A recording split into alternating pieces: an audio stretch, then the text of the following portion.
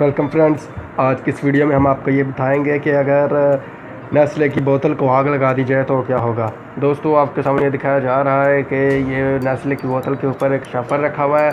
ہم نے یہ شاپر اس لیے رکھا تھا تاکہ یہ آگ بآسانی لگائی جا سکے، کیونکہ بوتل کو دوستو آگ لگانا تھوڑا سا مشکل کام ہوتا ہے۔ آپ کے سامنے دوستو یہ آگ آئی جا رہی ہے اور آگ یہ شاپر کر رہے ہوں گے۔ میں نے یہ ویڈیو بڑی گرمی میں بنائی تھی اور دوستو اس کے دن جو تاریخ ہے یہ دوستو تاریخ اور 5واں مہینہ اور 2022 چل رہا ہے۔ دوستو اتوار کا دن، آج دوستو گرمی بہت زیادہ ہے۔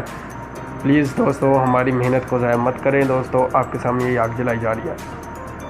دوستو آپ دیکھ سکتے ہیں کہ میں نے وہ ویڈیو کو پوز کر دیا تھا، وجہ یہ تھی کہ دوستو آپ کا ٹائم نہ زیادہ خرچ ہو۔ میں دوستو ان یوٹیوبر میں سے نہیں جو اپنا ٹائم بچاتے ہیں۔